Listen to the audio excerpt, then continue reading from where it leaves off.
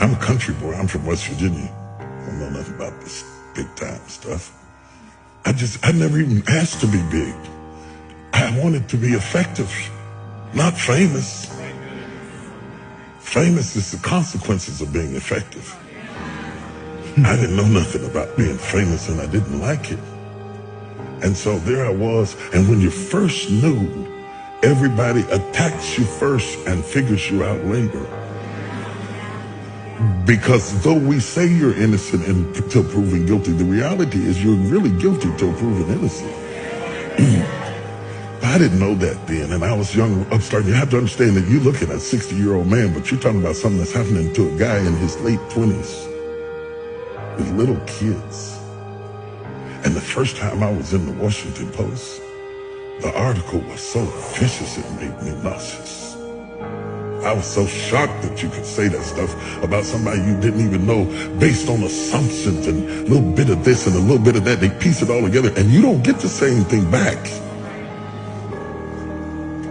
So I decided I don't want this. I was preaching for Pastor Bishop Donnie Mears, and nobody knew it because preachers can override their feelings and function. I preached, the place was on fire, but inside I want to quit. I told God, I'm through with this. I'm not going through this. I don't need this. I don't need that. I don't have to have all of that stuff to be happy. So I thought, I'm not doing this no more. I'm not doing it. I'm not doing this. I'm not doing this because I don't need this and I didn't ask for this.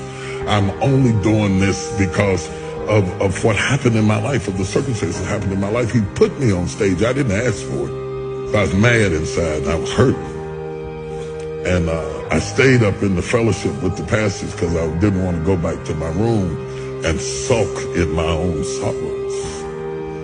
And they said, there's a lady downstairs waiting to see you. The service was over and the fellowship was over. The pastor started to leave. I was trying to outwait her. I thought she'd give up and leave. And when I finally came down the steps, she was there. And she was just a willowy bit of a woman. And she said, Bishop Jakes, she said, I've been in the hospital. She said, I was pregnant in my fallopian tubes, and the baby died in my tubes, and I was carrying around a dead baby, and the toxicity from the baby almost killed me.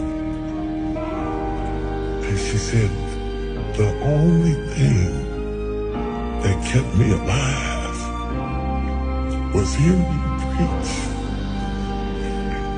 She said, if you hadn't been preaching to me every day, I swear I would have died. And then she looked at me and she said, it's for us. It's not for them. It's for us. It hit me so hard. I didn't even get her name. I got in the car and cried all the way back to my room because she reminded me why I was there.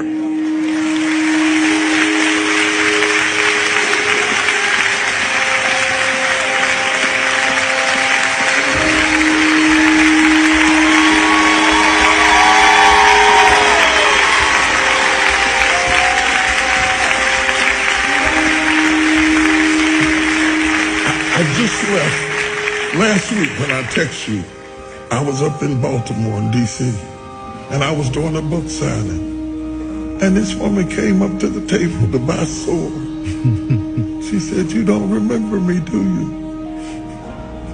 I said, no. She didn't even look like the same person. She's all dressed up and gained weight. She felt like she wanted to say. She said, I met you in the bottom of Donnie Mears church years ago, and I burst into tears. I lost it. I stopped the signing, and I jumped up and hugged her. If it were not for that woman,